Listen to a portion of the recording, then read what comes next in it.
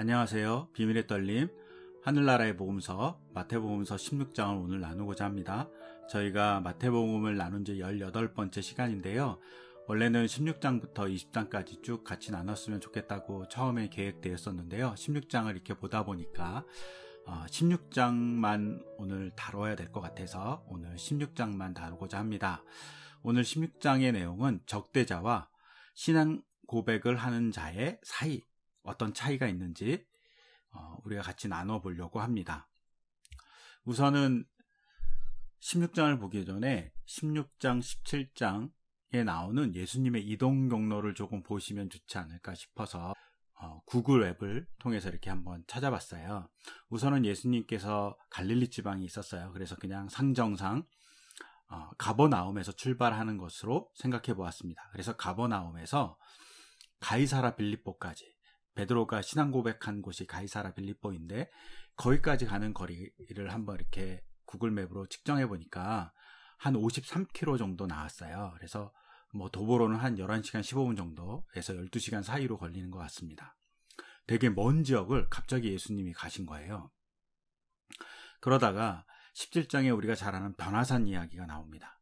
근데 변화산이 정확하게 어딘지는 아직 잘 몰라요. 그래서 보통은 이제 성지순례를 가면 다볼산이라고 얘기해요. 갈릴리 호수의 서쪽 지역이거든요. 끝부분의 서쪽 지역에 있는데 지도를 찾으면 타보르산이라고 나옵니다. 거기서 변화하셨다고 얘기하는 것이 보통 얘기인데요. 그러면 갑자기 예수님이 가이사라 빌립보에서 한참 얘기하시다가 신앙 고백을 듣고 갑자기 내려오시는 거예요. 자그마치 한 90km 가까이를 내려와서 다볼산에서 제자들에게 이렇게 변화된 모습을 보여주셨다고 보실 수 있어요. 되게 이상하죠. 그래서 너무 멀다 이런 생각이 사람들의 의견들이 좀 있어요. 그래서 그 다음에 이제 생각한 것이 높은 산이라는 가정하에 있다면 가이사라 빌립보에서 북동쪽으로 조금 올라가다 보면 우리가 얘기한 헐몬 산맥인데 저쪽까지 요르단까지 해서의 산맥인데요. 헐몬산이 있어요. 지금도 그 헐몬산에 가면 눈이 내려갖고 스키장이 있을 정도의 그런 높은 산입니다. 그리고 가이사라 빌립보의 물은 다 헐몬산에서 내려오는 물이라고 생각해요. 근데 그 헐몬산에서 변화하셨다라고 생각하시는 사람들도 있어요. 약 한 20km 정도 떨어져 있는 지역이라고 볼 수 있어요. 좀 올라가야 되니까 걸어서 좀 한 5시간 정도 걸리는 것 같아요. 그래서 예수님이 변화를 어디서 했는지는 알 수 없지만 갈릴리 지역에서 되게 먼 지역에 가셔서 제자들에게 물어보시고 너희는 나를 누구로 아느냐라고 물어보시는 질문을 하신 거예요. 그리고 또 조금 더 먼 지역에 가셔서 변화하시는 모습들을 보여줍니다. 이게 변화산이 다볼산인지 헐몬산인지 아니면 다른 산일 가능성도 있는데 어딘지는 알 수 없어요. 하지만 그런 곳을 이렇게 돌아다니시다가 다시 갈릴리 땅으로 오시는 것이 17장, 16장의 경로예요. 그러니까 예수님이 되게 먼 거리를 돌고 계셨다고 보실 수 있어요. 왜 이렇게 돌았는지는 잘 모르겠어요. 하여튼간 예수님이 이렇게 도셨다라는 것을 생각하시면서 16, 17장을 이렇게 보시면 좋으실 것 같아요. 우선 이제 16장 초반부에 보면 바리새인과 사두개인들이 연합해갖고 여기에 놀라운 사실이에요. 둘은 별로 연합하지 않아요. 둘이 되게 싫어하고 적대시하는 사람들인데 연합을 했어요. 예수님을 시험하기 위해서 연합했다고 되어 있어요. 그리고 그 시험하기 위한 것이 뭐냐면 하늘의 징표를 달라고 얘기합니다. 근데 이게 참 놀라운 게 뭐냐면 우리가 잘 아는 대로 15장, 14장에 뭐가 나오냐면 오병이어 기적과 칠병이어 기적, 즉 5,000명을 먹이시고 4,000명을 먹이셨던 놀라운 기적이 있었어요. 근데 그 기적을 본 사람들이 봤겠죠. 근데 그렇게 봤던 사람들이 예수님에게 와서 당신이 메시아인 징표를 보여달라고 하는 거예요. 봤음에도 불구하고 요구하는 거죠. 이 모습이 꼭 뭐와 같으냐면 출애굽 때 홍해를 건너고 그리고 광야에서 끊임없이 하나님을 의심하고 불평하고 있는 이스라엘 백성하고 너무 유사하게 보이죠. 꼭 마사 무리바에서 하나님을 시험했던 그런 모습과 되게 유사합니다. 그런 모습을 바리새인과 사두개인이 보여주고 이것을 하기 위해서 이들이 연합했어요. 놀랍죠. 적의 적은 친구라고 이렇게 서로 친구를 먹어서 예수님을 괴롭힌 거죠. 그리고 이들이 시험합니다. 근데 이 시험한다는 단어가 페이라조라는 헬라어인데 이 단어가 언제 쓰이냐면 마태복음 4장에서 사탄이 예수님을 시험할 때 사용했던 단어예요. 즉 악한 마음으로 예수님을 넘어뜨리기 위해서 시험한 거예요. 이들이 얼마나 못됐는지 알 수 있죠. 그러자 예수님이 이렇게 얘기하죠. 바리새인과 사두개인들에게 날씨를 구분할 수 있는 능력이 있지만 시대를 볼 수 있는 능력은 없다고 그들에게 얘기합니다. 이때 시대라는 헬라어는 카이로스거든요. 즉 때를 얘기하는 거죠. 어느 때. 무엇이 주어지는 시간 뭐 이런 거잖아요. 크로노스는 그냥 흘러가는 시간이라면 카이로스는 주관적인 시간이라서 어떤 시대라든가 분별하는 것을 말하는데 그걸 못한다는 거예요.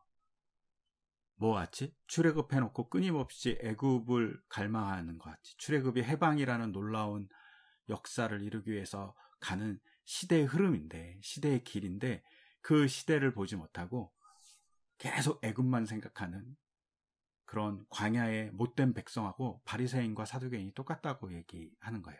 그러면서 이 세대를 악하고 음란한 세대라고 얘기해요. 이게 문란하다 이런 말이 아니라 그들에겐 되게 수치스러운 욕인 거죠. 너희들은 정말 수치스러운 사람들이라고 얘기하는 거예요.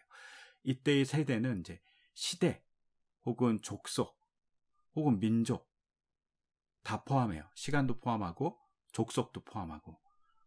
그러니까 너희가 지금 살고 있는 그런 모습이 시간적으로도 악하고 족속적으로도 악하고 그 다음에 세대, 우리가 세대 구분하잖아요. 세대로서도 악하다고 얘기하는 거죠. 예수님이 얘기하시는 것이 요나의 표징밖에 보여줄 것이 없다라고 얘기하죠. 우리가 잘 아는 대로 이것은 예수님이 돌아가시고 부활하실 거라는 것이 하나의 표징이다라고 얘기하는, 죽음을 이긴 것이 표징이다라는 의미와 또 다른 하나는 요나가 니느웨에 가서 선포했을 때 회개하고 그 사람들이 어느 정도의 구원을 받잖아요. 이와 마찬가지로 요나는 대속의 주체로서 봤다고 그래요. 히브리인들은. 그러니까 대속해주는 놀라운 역사를 통해서 나의 징표를 보여주겠다라고 얘기하시는 예수님의 얘기가 포함되어 있어요. 그리고 조금 더 나아가서는 이방인의 구원까지 포함하고 있죠. 근데 이것을 보지 못하는 사람들이 바리새인과 사두개인들인 거죠. 그리고 이런 사두개인과 바리새인에 대한 비난을 하시고 나서 예수님이 제자들을 향해서 뭐라고 얘기하시냐면 바리새인과 사두개인의 누룩을 주의하라고 그래요. 그런데 제자들은 뭐라고 생각하냐면 우리가 빵을 가져오지 않았네 라고 생각합니다. 우리가 15장에서 봤듯이 예수님이 제자들에게 칠병이 할 때 빵이 있느냐고 물어보잖아요. 그러니까 빵을 제대로 준비하지 않고 먹을 것이 별로 없이 이렇게 예수님을 따라다닐 것에 대한 기억이 있었나 보죠. 그러니까 우리가 빵을 가져오지 않았다라고 얘기해요. 또 하나는 고대사 예수님 당시에는 제자들이 스승을 이렇게 밥을 챙겨주는 일이 아주 중요한 일이었다고 그래요. 그러니까 그걸 안 챙겼다고 자책하는 거죠. 근데 그런 자책에서 머무르니까 예수님의 질문을 제대로 못 알아듣는 거죠. 우리도 그렇잖아요. 자기 생각에 빠지면 남의 질문을 오해해서 잘못 대답하는 경우가 있잖아요. 그러니까 제자들이 딴 곳에 마음이 뺏겨 있는 거죠. 물질의 마음이 뺏겨 있으니까 예수님이 얘기한 걸 제대로 보지 못하는 거죠. 여기서 예수님이 뭐라고 얘기하냐면 믿음이 적은 자들아 라고 얘기해요. 제자들에게. 갑자기 빵을 가져오지 않았다고 얘기하니까 믿음이 적다고 얘기해요. 분명 이 속에는 어떤 맥락이 흐르냐면 이들은 끊임없이 물질에 대한 걱정만 하고 있는 거죠. 5병이어 7병이어의 경험을 했는데 계속 물질에 대한 걱정을 하고 있는 거예요. 먹을 것에 대한 걱정. 예수님이 놀라운 역사로 이렇게 먹을 것을 준 것에 대한 기억들을 자꾸 잊어먹는 거죠. 그리고 믿음이 적다라는 말은 히브리에서 믿음이라는 말 중에 또 하나의 의미는 누구에게 자기 마음을 주는 거예요. 근데 자기 마음을 제대로 안 준 거죠. 다른 거에 뺏기니까 믿음이 적을 수밖에 없잖아요. 분산됐으니까. 그래서 적은 자라고 얘기할 수 있어요. 그러면 우리는 어디에 마음을 많이 두고 있느냐에 대한 질문을 우리 스스로 좀 해볼 필요가 있죠. 그래야지 예수님이 얘기하신 것을 제대로 알아들을 수 있다고 볼 수 있어요. 그래서 우리가 무엇에 마음을 많이 두고 있는지 한번 생각해 보시면 좋으실 것 같아요. 근데 예수님이 바리새인과 사두개인의 누룩이라고 얘기한 건 그들의 가르침 혹은 생각을 의미해요. 근데 바리새인과 사두개인의 가르침은 사람을 파괴하는 가르침, 율법주의적으로 빠져서 이웃을 사랑하는 것이 아니라 율법적인 걸 지키는 것에 너무 많은 에너지를 소모하는 가르침이었던 거죠. 또한 차별, 우월주의 이런 것들이 그들 안에 있었죠. 그리고 현대로 넘어와서 이런 가르침을 좀 본다면 과학 맞는지 모든 것이 과학으로 해결될 수 있어. 혹은 물질 맞는지 모든 것이 물질로 해결될 수 있어. 계급을 나누는 사회 언제나 있었지만 이런 것들이 악한 가르침, 그리고 그 가르침이 우리 안에 들어오면 누룩이 퍼지듯이 우리 전부에게 확 퍼진다는 사실을 누룩에 빗대어서 얘기하고 있다고 볼 수 있어요. 이것을 조금 더 잘 볼 수 있는 것은 저도 어렸을 때, 그리고 제가 신학을 제대로 공부하지 않았을 때 저도 했던 이야기 중에 하나인데 번영신학이죠. 예수님은 잘 믿고 말씀을 잘 따르면 복을 받아요 라는 말이 맞는 말이지만 이 말만 할 수 없는 거죠. 그렇지 않은 경우도 존재하기 때문이에요. 그러면서 번영신학에서 제일 많이 나왔던 사람 중에 하나가 록펠러라는 사람이에요. 이 록펠러라는 사람이 우리가 목사님들이 많이 설교했는데 11조의 비밀을 안 최고의 부자라고, 그래서 11조를 해서 하나님께서 최고의 부자로 만들어줬다고 많이 얘기하는 사람이 바로 이 사람이죠. 근데 우리가 잘 아시잖아요. 스탠다드 오일을 회사를 만들어서 90%가 넘는 미국의 석유를 독점했던 사람이고, 그 독점을 하기 위해서 엄청나게 나쁜 짓을 많이 했어요. 그래서 루즈벨트 대통령이 이 사람을 향해서 뭐라고 얘기했냐면, 아무리 그가 선행을 해도 그가 행한 악행을 갚을 수 없다라고 할 정도로 이 사람이 되게 악한 일들을 정말 많이 했어요. 근데 교회에서는 이 사람이 11조를 해서 부자가 됐다는 도식으로 이 사람이 선한 사람 같이 포장한 거예요. 이건 잘못인 거예요. 특히 1913년에 러드로우의 학살이라는 엄청난 사건이 발생했어요. 이게 콜로라도에 있는 탄광에서 광원 한 9,000명이 파업을 했어요. 록펠러 얼마나 나쁜 사람이었냐면 임금을 주는데 돈으로 준 것이 아니라 자기가 세운 매점에서 바꿀 수 있는 쿠폰으로 준 거예요. 그러니까 이 사람들이, 광부들이 제대로 살 수 없는 거죠. 그러니까 파업을 했어요. 파업을 했으면 협상을 해야 되는데 협상을 하지 않고 민병대를 만들어요. 자기 군대를 만드는 거죠. 그리고 민병대를 파송해갖고 사람을 죽여요. 근데 광부들을 죽인 것뿐만 아니라 그들의 가족을 죽여요. 그래서 그들의 가족 한 50여 명이 총에 맞춰서 죽는 엄청나게 큰 참혹한 일이 발생해요. 그래서 이게 러드로우의 학살이라는 정말 미국 역사상 가장 아픈 사건 중에 하나거든요. 이 일이 벌어집니다. 이렇게 악한 일을 많이 했던 사람인 거죠. 그래서 그 당시에 이렇게 사파가 있는데 정말 잔인한 사파가 있죠. 민병대가 총을 쏘고 아이가 죽고 밑에 이렇게 짓밟고 있는, 여인과 아이를 짓밟고 있는 민병대의 모습을 보이죠. 이 일을 한 사람이 바로 록펠러라는 사람이에요. 록펠러가 또 악한 이유 중에 하나는 지금의 미국의 의료제도를 만든 사람이에요. 민영화한 거죠. 그래서 그걸 통해서 자기의 부를 축적했던 사람이 바로 이 사람이고, 이 사람이 그 부를 축적한 것이 아직도 남아서 여러 가지 많은 병원들이 이쪽 계열에 있는 사람이라고 그러더라고요. 그래서 지금도 미국의 의료 체계가 되게 우리가 코로나 환경을 보면서 어렵잖아요. 근데 이런 어려움을 만든 사람이고 주범 중에 하나라고 보통 많은 사람들이 봐요. 근데 교회에서 무슨 얘기를 많이 하냐면 이 사람이 11조를 냈기 때문에 복받아서 이렇게 부자가 됐다고 얘기하는 거예요. 말도 안 되는 거죠. 이것이 번영 신학의 맹점이고, 또 미국에서 우리가 신학을 받아들이면서 너무 무분별하게 받아들인 맹점이죠. 근데 왜 우리가 이런 번영 신학을 얘기하냐? 잘 사는 게 복같이 느껴지기 때문이에요. 제대로 사는 것이 복이다 이렇게 얘기하는 게 아니라, 돈을 많이 갖고 부를 축적하는 게 복의 평가 기준이 되다 보니까 그것이 우리 사회 혹은 우리 교회 안에 너무 팽배하게 가득 차버린 거죠. 누룩이 차버린 거죠. 그러니까 잘못된 평가를 하고 잘못된 길을 가고 있다고 볼 수 있어요. 그러니까 이렇게 잘못된 길을 가고 있는 모습들을 바리새인과 또 사두개인들이 유대인들에게 하고 있었다라고 보시면 좋으실 것 같아요. 이들이 율법적이고, 그리고 이들이 제사적인 것들에 대한 얘기들을 많이 했거든요.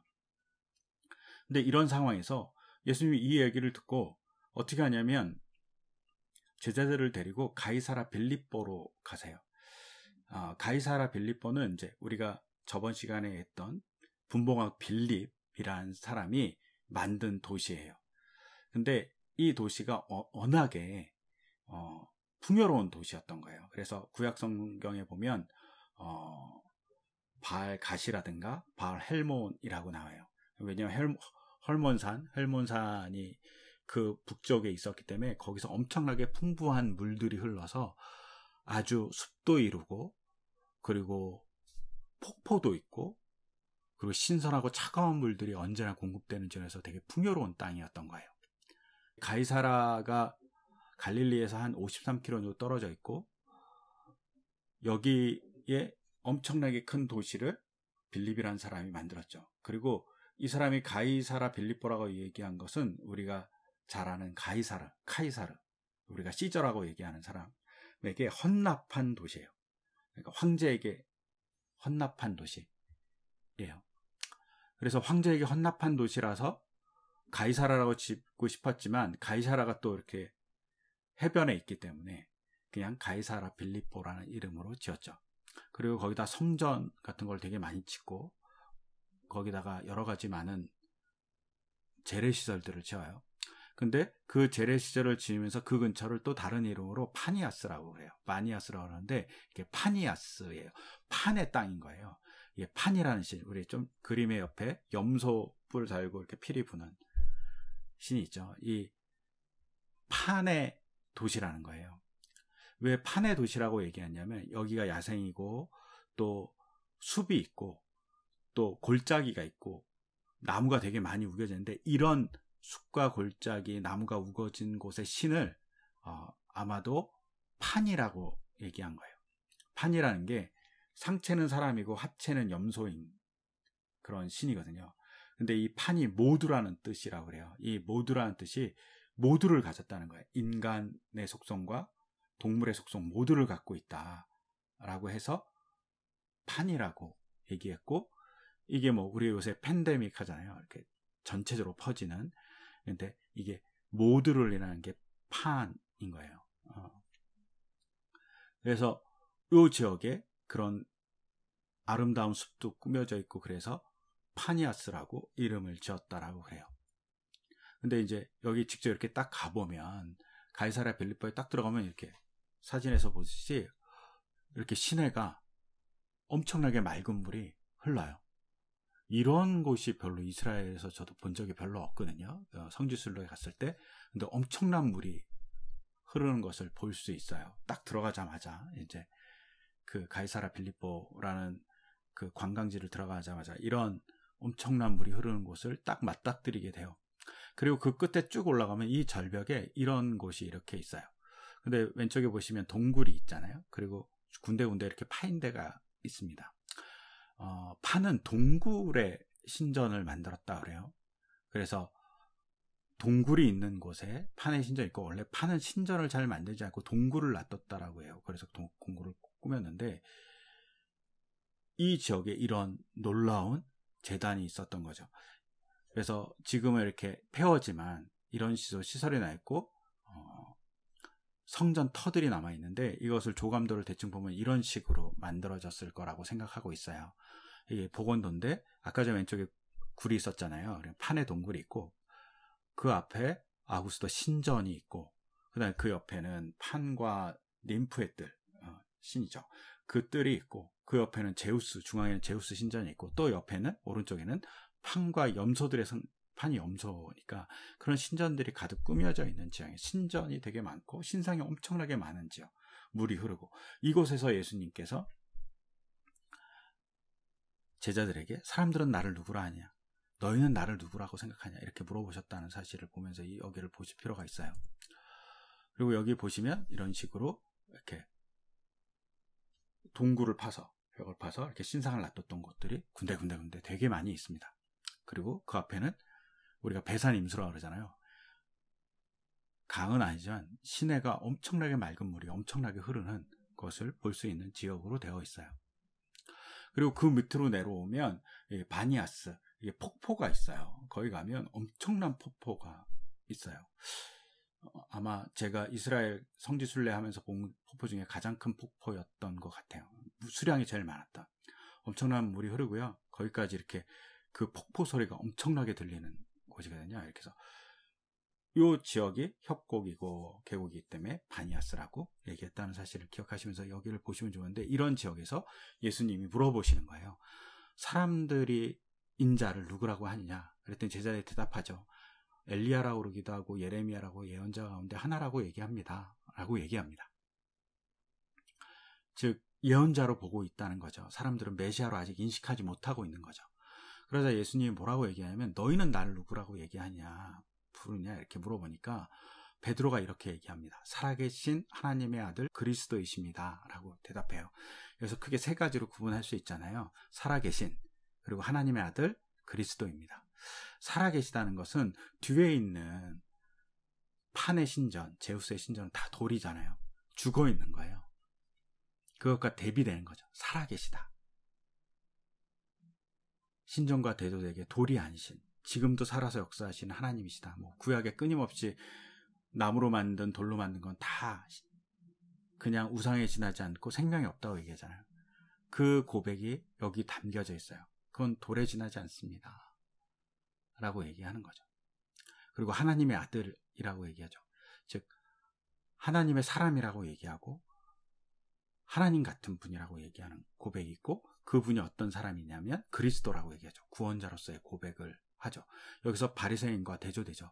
바리새인은 끊임없이 표정을 요구하면서 그리스도인 걸 증명해봐라 얘기하는데, 베드로와 그 다음에 제자들, 여기는 제자들까지 포함한다고 볼 수 있죠. 그들의 신앙 고백은 예수님을 그리스도로 보는 거죠.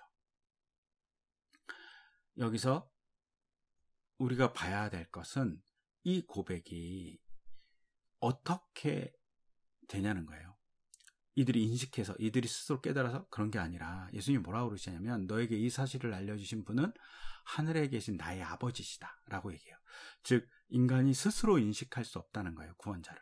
근데 바리새인들은 뭐라고 생각하냐면 내가 인식하게 네가 보여줘봐 라고 얘기하는 거예요. 내가 판단할게 라고 얘기하는 거죠. 근데 예수님이 뭐라고 얘기하시는 거냐면 메시아를 보는 판단은 신이 주신다는 거예요. 성령이 주시고 그것으로 깨달아 알 수 있다는 거죠. 즉 우리가 예수님을 영접하는 일에 있어서 아주 중요한 건 뭐냐면 내 스스로 자각하는 일이 아니라 하나님이 우리에게 성령을 줌으로 인해서 자각할 수 있다라고 보시면 좋을 것 같아요. 그러면서 우리가 끊임없이 기도해야 되죠. 예수님을 우리가 우리의 눈으로 뿐만 아니라 더 중요한 성령의 눈으로 바라볼 수 있게 해달라고 기도하시는 것이 되게 중요해요. 그리고 예수님을 인식하는 일에 있어서 기적이 정체성, 예수님의 정체성을 인식하게 하지는 못한다는 거예요. 뭐가 인식하게 하냐면 하늘에 계신 하나님이 인식하게 해준다는 거죠. 기적은 어떤 하나의 수단일 수는 있지만 그 수단이 인식하게 해주지 않는다는 거예요. 그러니까 끊임없이 우리가 하나님의 역사가 있게 해달라고 기도해야 되고, 우리가 잘 알잖아요. 그래서 우리 아이들도 여러 사람들도 하나님의 역사를 통해서 인식하게 해달라고 기도하시는 게 되게 중요한 일이에요. 더불어서 왜 가이사랴 빌립보에서 이런 너희는 나를 누구라고 얘기하냐의 예수님의 질문은 어떤 면에서는 그런 고백이, 하나님에 대한 진정한 고백이, 그리고 그리스도에 대한 진정한 고백이 뭘 꿈꾸게 되냐면 예덴 동산의 기쁨을 회복하는 것에 대한 꿈을 꾸게 만들어주는 일이라고 볼 수 있어요. 그래서 가이사라 빌립보 그 아름다운 동산에 가셔서 일부러 물어보시지 않았을까라고 이렇게 추측할 수 있다고 생각합니다. 그러자 예수님이 베드로에게 이제 대표적으로 칭찬하죠. 그러면서 시몬 바요나, 바요나 시몬아 이렇게 얘기하잖아요. 근데 문제는 우리가 헷갈리게 하는 것이 뭐냐면 요한복음에서는 베드로를 요한의 아들 시몬이라고 얘기해요. 어디서는 요한이라고 그러고 어디서는 요나라고 그러잖아요. 이게 이제 여러 가지 의견이 있는데요. 히브리식 이름에서 왔을 가능성이 있는데 하나는 요한 아니고 하나는 요나예요. 아마도 요한 안에서 왔을 것 같아요. 근데 정확하진 않은데 근데 이게 70인역 LXX가 70인역인데 70인역 성경의 혼돈의 문제인 것 같아요. 그래서 요한안을 헬라어로 이렇게 번역하면 히브리식 이름을 요한안, 요난, 요아카스, 요하네스 이렇게 발음할 수 있거든요. 그러니까 이게 요나랑 비슷하잖아요. 그래서 요나랑 헷갈린 거 아닐까라는 추측도 있어요. 아니면 이제 요나에 대한 발음이 헬라어로 바뀌면서 요한이 되었다 이런 추측도 존재해요. 하지만 이런 여러 가지 혼돈이 존재한다는 것을 생각하면서 마태복음을 보면 마태복음에서는 선지자 요나를 강조하고 싶은 것 같아요. 그래서 베드로에게 요나의 아들이라고 얘기하는 건 요나와 같이 앞부분에 얘기한 것 같이 요나의 표징밖에 보여줄 수 없다라고 했더니 요나가 대속의 상징같이 보여졌잖아요. 즉 하나님의 말씀을 통해서 사람들을 구원해주는 그런 예언자 같은 통로가 되어야 될 사람이라는 듯한 뉘앙스를 강하게 풍기기 위해서 요한의 아들 시몬 이렇게 얘기한 게 아니라 요나의 아들 시몬, 즉 시몬 바 요나라고 얘기하지 않았을까 이렇게 축축하기도 해요. 더불어서 정말 과격한 해석은 뭐라고 얘기하냐면 예수님이 요나의 표정밖에 보여줄 수 없다고 그러니까 자기를 요나와 동격으로 생각했다고 생각하고 그리고 그 동격인 요나라는 입장에서 베드로를 보면서 나의 아들, 나의 영적인 아들이라고 얘기할 수도 있다라고 정말 과격하게 해석하는 학자들도 존재해요. 하여튼 여기서 중요한 것은 요나라는 얘기를 통해서 느느웨를 구했듯이 하나님의 말씀을 통해서 구원하는 자로서의 은근한 메시지를 포함하고 있다라고 보시면 좋으실 것 같고요. 더불어서 이렇게 요한안, 이 요나가 되거나 요한 이렇게 헷갈려 하잖아요. 이게 왜냐하면 히브리어에서 히읗 발음인 할렐루야에서 잘 나타나는데 이 히읗 발음이 가끔 라틴어나 헬라어에서 생략될 때가 있어요. 우리가 라틴어에서 가끔 할렐루야를 알렐루야라고 발음할 때가 있어요. 많이 있거든요. 근데 이게 H, 그러니까 히읗 발음이 빠지는 거예요. 앞에. 이게 발음이 없으니까 못하는 거예요. 그래서 히읗 발음이 가끔 빠지는 현상들이 발생하거든요. 그 중에 하나가 이게 할렐루야, 알렐루야 이렇게 있는데 알렐루야라고 얘기한 건 라틴어식 발음이고요. 이건 정확한 발음이 아니죠. 사실은 할렐루야가 맞죠. 그래서 할렐루야로 보는 것이 더 맞아요. 근데 이런 현상이 아마도 요나, 요한안 이 이름에서도 발생할 수 있지 않을까? 제 나름대로 추측해보고 제가 요거 찾느라고 좀 시간이 걸렸는데 이런 것들을 보면서 한번 생각해 보시면 좋으실 것 같아요. 그러면서 예수님이 베드로의 이름을 개명해줘요. 원래 시몬인데 이 사람을 베드로라고 고쳐주죠. 근데 시몬 히브리식 이름인데 헬라식 이름으로 바꿔줘요. 예수님이 헬라어를 하셨을까요? 이거 정확하게 모르죠. 근데 이것에 대해서 요한복음은 뭐라고 얘기하냐면 게바라고 얘기하죠. 이건 아람어거든요. 근데 이 게바는 되게 공교롭게도 반석이 아니에요. 그냥 돌이에요, 돌. 근데 이 게바를 예수님이 뭐라고 얘기하냐면 너는 이제 반석이다라고 얘기해 준 거예요. 어떤 것에 터전이 될 수 없는 사람이 터전이 되게 됐다라고 얘기하는 거죠. 그리고 그 반석은 존재의 영원성이라든가 부정이 통과하지 못하는 물질의 반석은 뭐 이렇게 뭐 뚫고 못 지나가잖아요. 그 다음에 번제단은 언제나 바위 위에 세웠다 그래요. 그래서 그런 바위로서의 뭔가를 하나님을 경배하는 것을 세울 수 있는 좀 존귀한 존재고 부정하지 않은 존재로서 네가 될 거라고 얘기해 주는 거죠. 그리고 개발하는 이름에서 쓸모없는 돌에서 하나님의 교회, 예수님의 교회를 세우는 존재가 되었다라고 얘기하는 이름의 어떤 변화가 존재했다고 볼 수 있어요. 근데 이 이름이 헬라어죠. 아마도 헬라어로 쓴 이렇게 얘기하는 이유 중에 하나는 아마도 이렇게 성경이 헬라어로 쓰였기 때문에, 그리고 나중에 이방인들을 위해서 이렇게 베드로라고 고쳐지지 않았을까? 이런 생각은 해봐요. 저 개인적으로. 그 다음에 예수님이 뭐라 그러냐면 이름을 고쳐놓으시고 나서 나는 이 반석 위에다 내 교회를 세우겠다 이렇게 얘기해요. 근데 이때 공교롭게도 헬라어는 좀 이상하게 돼 있어요. 왜냐하면 베드로는 헬라어로 페트로스예요. 근데 나는 이 반석 위에 교회를 세우겠다는 말은 페트라로 되어 있어요. 여성형으로 되어 있는 거예요. 여성 명사로. 이상하죠. 그래서 이걸 어떻게 봐야 되냐 논란이 되게 많은 본문이에요. 그리고 특히 이제 카톨릭과 개신교를 구분하는 중요한 논리이기도 한데요. 이 반석을 그럼 뭐로 볼 거냐라는 거예요. 그래서 여성형으로 바뀌었기 때문에 개신교는 베드로가 한 신앙 고백 위에 교회를 세웠다라고 봐야 한다라고 보는 입장이에요. 그러니까 베드로에게 세운 것이 아니라 베드로가 한 신앙 고백, 그리고 이 베드로의 신앙 고백은 제자들의 신앙 고백이거든요.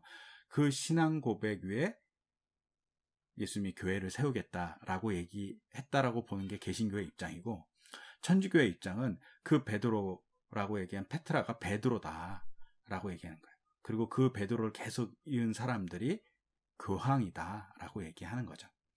그 다음에 세 번째 의견도 있어요. 세 번째 의견은 그 반석이 뭐냐라고 얘기했을 때 그 신앙 고백인데, 신앙 고백의 알맹이가 뭐냐면 그리스도라는 거거든요. 즉 그리스도 위에 교회를 세우겠다라고 얘기하는 거예요. 그리스도 위에. 이게 조금 급진적이고 확 나가 있는 고백이기도 하거든요. 그래서 보통은 개신교는 첫 번째 얘기한 신앙 고백 위에 교회를 세우겠다라고 얘기한다고 보시면 좋으실 것 같아요. 그리고 이렇게 신앙 고백 위에 세운 교회는 어떤 교회가 되냐면 죽음의 문들이 그것을 이기지 못하는 교회가 돼요. 왜?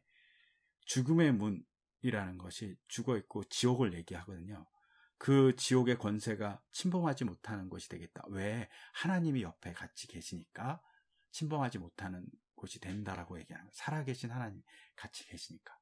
즉 교회가 하나님의 교회가 되어야 되려면 뭐 당연한 얘기지만 하나님이 같이 계시는 교회가 되어야 된다고 보시면 좋으실 것 같아요.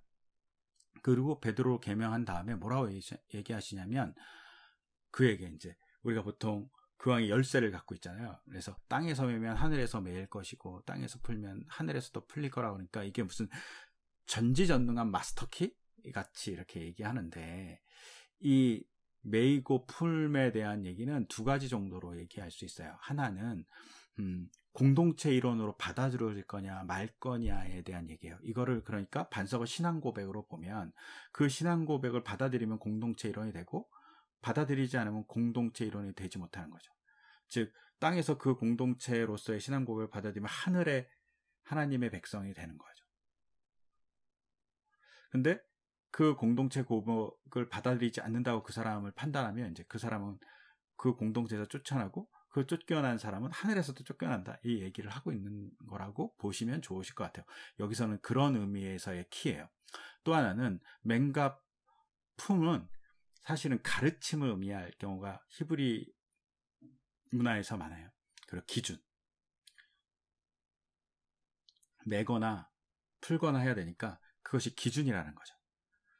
그 기준이 바로 너의 신앙 고백 안에 있다라고 얘기하는 거예요. 그 신앙 고백이 기준이고 그것이 바른 가르침의 기준이 된다, 이렇게 얘기한다고 보시면 좋으실 것 같아요. 이런 고백이 일어나자마자 예수님이 그 고백의 입장에서 순한 예고를 합니다. 그때부터라고 되어 있잖아요. 즉 고백이 되어질 때, 그리스도로서의 인식이 시작될 때 예수님이 나의 사역은 어떤 것이라고 구체적으로 얘기하시는 거죠. 내가 십자가를 지기 위해서 왔다라고 얘기하는 거죠. 근데 그 순환예고의 내용이 뭐냐면 장로들과 대제사장들과 율법학자들한테 고난을 받는 거예요. 누구에게? 로마 사람한테 고난을 받지 않아요. 장로들과 대제사장과 율법학자들이. 여기서 우리가 정말 잘 봐야 될 것 같아요. 예수님이 로마 사람들한테 죽는 게 아니라 유대인들한테 죽거든요. 하나님을 믿는 사람들한테 죽는 거예요. 끊임없이 우리 자신을 경계해야 돼요. 잘못된 누룩에 빠진 장로들과 제사장과 율법학자들은 그들을 점령하고 있었던 누룩, 잘못된 가르침, 잘못된 사고들이 심지어 하나님, 예수님을 바라보지 못하는 사고로 만들었다는 거죠. 하지만 그런 사고, 누룩을 뚫고 죽음과 부활로 예수님이 다시 이 땅에 나타나실 거라고 얘기해 주는 것이 순환예고의 아주 중요한 포인트거든요. 근데 이 중요한 포인트에서 제자들은 순환만 들어요. 부활은 듣지 않아요. 그래서 베드로가 예수님께 대들어요. 그러면서 대들다는 단어를 헬라어로 에피티마오라고 하는데, 이게 강하게 지속적으로 항변하다라는 의미로 보는 게 좋아요.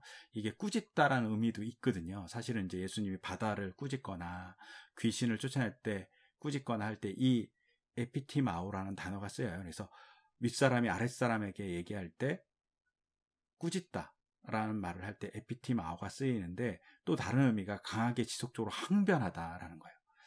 그래서 베드로가 예수님을 꾸짖다라고 이렇게 설교하시는 분도 있고 그렇게 얘기하시는 분도 되게 많거든요. 근데 이렇게 꾸짖다기보다는 이 전체적인 뉘앙스를 봐서 강하게 지속적으로 항변하는 거예요. 제자로서 막 항변해요. 아니면 뭐 대든다고 볼 수도 있죠. 이렇게 항변하는 이유는 조금 전에 부활을 보지 못했기 때문이고, 자기 생각 혹은 그동안의 가르침으로 배웠던 것, 메시아에 대한 자기 상이 베드로에게 누룩으로 있었던 거죠. 그 누룩이 자기를 확 점령해버리니까 예수님의 말은 듣지 않고 자기 생각을 얘기하고 항변하는 거죠. 그러자 예수님이 뭐라고 얘기하냐면, 사단아 내 뒤로 물러나라 그래요. 베드로를 보고 사단이라고 얘기하는 거 아니고요. 이 말은 제자의 본분을 지켜라라는 의미로 보면 좋으실 것 같아요. 네가 네 본분을 잊었다라는 거죠. 우리가 잘 보잖아요. 인간의 본분을 잊었을 때 인간이 타락하잖아요. 즉 제자가 자기의 본분을 잊으니까 타락해버리는 거죠. 그리고 타락한 그 존재가 뭘 하냐면 유혹을 해요. 그 유혹을 하는 게 너는 나에게 걸림돌이라고 얘기하는 거예요. 야단을 치는데 예수님이 걸림돌이라고 얘기해요. 예수님이 넘어질 것 같은 거죠. 예수님을 시험하는 거죠. 이게 꼭 뭐하고 비슷하냐면 아까 처음에 나왔던 바리새인과 사두개인들이 예수님 시험한 것 같이, 넘어뜨리려고 한 것 같이, 또한 동일하게 예수님의 마음을 흔들리게 하는 일을 제자들이 하고 있다는 사실을 볼 수 있어요. 그리고 이 속에 예수님이 얼마나 괴로운지 알 수 있죠. 걸림돌이라고 얘기하시니까. 그 십자가를 지고 순환을 받아야 함에 대한 괴로움이 막 넘쳐나죠. 그러면서 예수님이 또 뭐라고 얘기하시냐면 사람의 일만 생각한다고 얘기해요. 하나님의 일을 생각하는 게 사람의 일을 생각하는데, 사람의 일이 하나님의 일과 대조돼요. 여기서 중요하게 생각하죠. 우리는 하나님의 일과 대조되는 것이라고 생각하면 악한 일이라고 생각해요. 그런데 베드로의 신앙 고백에서는 사람의 일이라고 얘기해요. 우리도 그렇잖아요. 우리 삶에서 한번 생각해 볼 필요가 있어요. 하나님의 일을 하는데 우리가 가끔 인간적인 생각들로 많은 것들을 채워가죠. 돈의 문제라든가 경제 문제 여러 가지 많이 채워가는데, 그것이 가끔 사람의 일이 하나님의 일에 대조되거나 대립되는 일이 될 수도 있다. 꼭 악한 것, 나쁜 것, 그것이 꼭 대조되는 게 아니라는 거죠. 우리가 예루살렘의 아히만이라는 책에서 악의 보편성에 대한 얘기를 하거든요. 근데 이런 악의 보편성이 있을 수 있죠. 그 아히만이 히틀러를 왜 따랐냐면 제가 정확하게 기억은 안 나는데 60만의 군대에서 유일하게 병사에서 총통이 된 사람이 히틀러밖에 없기 때문에, 성공한 사람이 그 사람밖에 없기 때문에 아이히만이 유대인 학살을 할 수밖에 없었다. 그의 명령을 따를 수밖에 없었다라고 얘기하거든요. 즉 성공이 선이라고 생각한 거예요. 근데 그 누룩이 퍼지니까 사람을 죽이는 일을 할 수 있는 거죠. 사람의 일을 한 거죠. 되게 평범한 일인데, 근데 우리가 성공을 너무나도 선으로만 보는 세상이 되다 보면 이런 일이 벌어질 수 있다는 사실을 보여줘요. 근데 이런 사람들에게 예수님이 뭐라고 얘기하냐면 자기 십자가를 지고 나를 따르라고 얘기해요. 자기 십자가를 진다는 얘기는 뭐냐면 자신의 관심, 자신의 사회적 지위, 사회적 관계성을 내려놓고 하나님의 이야기를 듣는 걸 얘기해요. 그리고 사람의 일을 생각하지 않고 하나님의 일을 생각하는 거죠. 여기서부터 십자가를 지는 일이 시작된다는 거죠. 무서운 얘기죠. 자기를 죽여야 되는 일이니까 이게 쉽지 않은 거죠. 자기 생각 죽이는 거 정말 어렵잖아요. 우리가 자기 생각을 죽이지 못해서 우리가 최근 들어서 엄청난 일들이 벌어지는 걸 많이 보잖아요. 이렇게 바이러스가 엄청나게 퍼지는 일을 벌이는, 그리고 퍼지고 나서도 미안하지 않는 그런 일들이 벌어진다는 사실을 우리는 잘 볼 수 있죠. 그래서 우리가 이 전체적인 뉘앙스에서 베드로의 신앙 고백을 통해서 예수님이 자기의 정체성을 드러내시고, 그리고 제자들에게 그 정체성을 드러난 제자들에게 뭘 하라고 하냐면 너희는 바리새인을 닮지 말라고 얘기하고 있는 거예요. 그것을 16장 전체적인 구조를 보면 그림과 같이 돼 있죠. 이렇게 제 임의적으로 나눴는데 바리새인과 사두개인의 시험과 논쟁이 1절부터 4절에 있어요. 근데 이 모습이 뭐가 되게 닮았냐면 예수님이 베드로가 신앙 고백을 하고 순환 예고를 한 다음에 베드로의 대등과 예수님이 책망과 닮았어요. 그리고 바리새인과 사두개의 누룩을 조심하라고 얘기할 때 그 조심해야 될 그 모습으로 어떻게 해야 되냐, 자기 부인과 십자가를 지는 것이 중요해요. 즉 자기를 부인하지 않는 것, 자기의 관점을 내려오지 않는 것이 자기가 누룩을 갖고 있는 거죠. 근데 이것을 하지 않기 위해서 뭘 해야 되냐? 신앙 고백이 필요한 거죠. 그 신앙 고백은 살아계신 하나님을 바라보고 그 살아계신 하나님께서 예수님을 보내서 우리를 구원하시고 또 십자가의 사건과 부활의 사건으로서 우리에게 생명을 주셨던 예수님의 사랑이 있음을 핵심으로 놓고 볼 때만 우리가 자기 부인도 가능하고 사두개인과 바리새인이 갖고 있는 누룩, 우리를 지배하지 못하게, 잘못된 생각과 잘못된 사상이 지배하지 못하게 한다는 거죠. 그리고 이것이 바로 자기 부인과 십자가를 지고 따르는 것이라고 얘기하는 것이 16장 전체의 구조라고 보시면 좋으실 것 같아요. 그래서 오늘은 16장만 이렇게 다루고자 합니다. 그래서 16장 한번 곰곰이 읽어보시고 나의 삶에서 나는 예수님을 어떻게 고백하고 있는지, 그리고 그 고백 다음에 들려오시는 예수님의 말씀을 우리가 듣고 있는지 한번 봐야 돼요. 우리가 고백만 하잖아요. 근데 예수님이 고백한 그들에게 교회를 맡기셨고 고백한 그들에게 어떻게 살아가는 것이 중요한지에 대해서 얘기하셨어요. 십자가를 지는 일들, 그것을 우리가 어떻게 잘 수행하고 있는지 봐야 돼요. 우리 고백만이 중요한 것이 아니라 고백 다음에 들려오는 자기 부인과 십자가를 지는 일에 대한 예수님의 음성을 우리가 귀담아 듣는 우리의 삶이 되어야 될 거라고 생각합니다. 그렇게 될 수 있도록 서로를 잘 격려하고 서로에게 주님의 음성을 들려줄 수 있는 우리의 삶의 모습이 되기를 소망합니다. 감사합니다.